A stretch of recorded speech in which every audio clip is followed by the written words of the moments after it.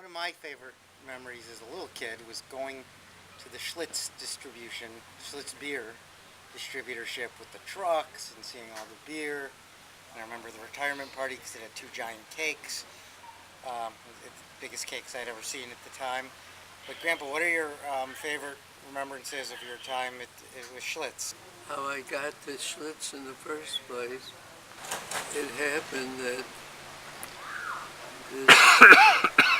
my dad's partner's son-in-law had an interest in this beer company, and they needed a bookkeeper because the fellow that was there passed away,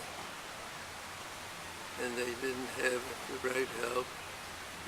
So I went over there, and this Fremont Gordon, that was his son-in-law, was also related to Henry Morgan, who had the beer distributing company. And I worked there for several years, running the office, taking care of payrolls, taxes, paying all the bills, and collecting money running the office. I had several people that worked there, being cashiers, taking the money in every day, making deposits. It was time-consuming, but very interesting.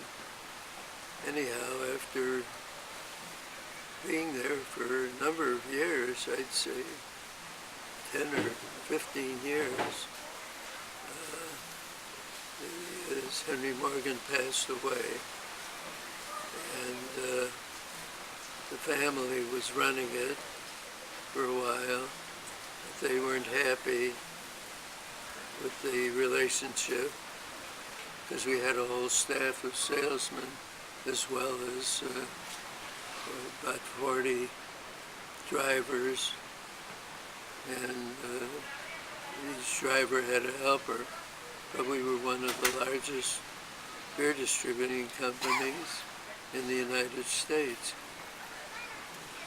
The family wanted to get out of it, so the fellow that was in charge of the salesmen, and I, who was in charge of the office, got together, and with the approval of Schlitz,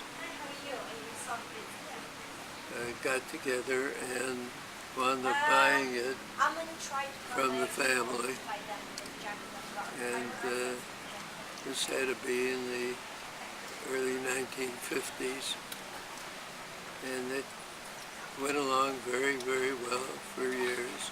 I took care of the finances, the money, the office, and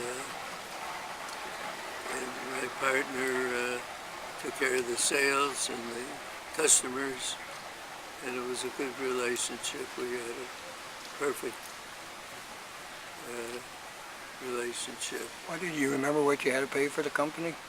I don't remember. I think it was $200,000 or $300,000. Okay.